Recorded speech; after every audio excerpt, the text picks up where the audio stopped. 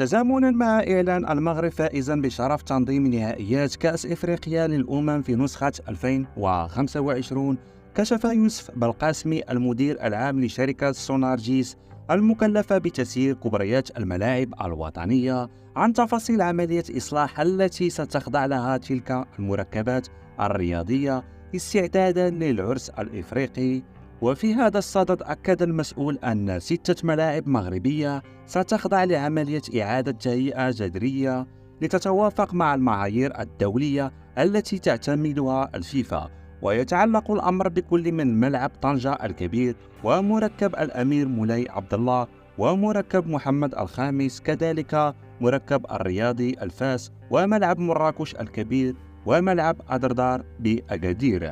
وأضاف بالقاسم أن الأشغال بدأت فعليا بطنجة والرباط، فيما ستنطلق إصلاحيات بباقي المدن خلال شهر أكتوبر المقبل. وشدد المتحدث على أن دفتر التحملات ينص على أن تكون جميع الملاعب جاهزة لاستقبال المباريات الكروية في أجل أقصى 31 دجنبر من سنة 2024.